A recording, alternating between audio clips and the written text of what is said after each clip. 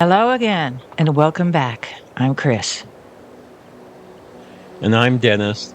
Today we move into part 2 of this 4-part series, using the legend of Sleepy Hollow as a backdrop, a living metaphor for exploring the darker side of awakening.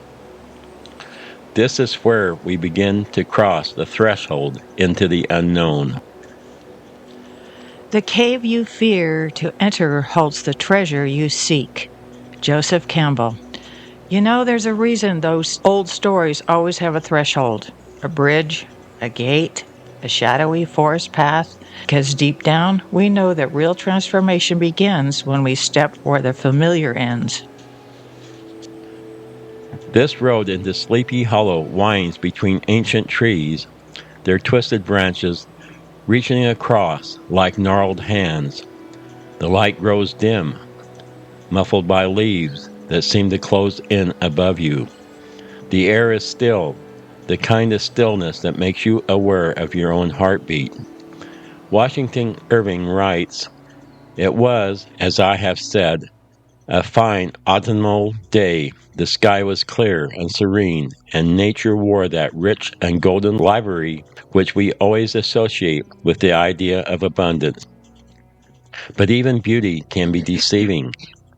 In the hollow, abundance is laced with an undertone of unease, a reminder that on the edge of the known world, things are not always what they seem." When we talk about shadow work, we're not talking about the darkness for its own sake. The shadow is simply the part of us that hides, the unacknowledged emotions, the old stories we've carried without questioning. In Sleepy Hollow, the shadows have names: whispers of a headless horseman, footsteps where no one walks, that sensation of being watched. Washington Irving writes, "A drowsy dream influence seems to hang over the land and to pervade the very atmosphere. And so it is with our own lives. The shadows may appear as sudden anger, envy, shame, or that inner voice that says, 'You can't do this.' The crossing begins when we stop running from those things and instead turn toward them." Think of this crossing like stepping onto an old wooden bridge at dusk. You cannot see the other side clearly, and the boards creak under your feet. Behind you is the familiar, comfortable, but maybe too small for the life you are meant to live. Ahead is the unknown, where you'll be asked to shed parts of yourself that cannot go with you.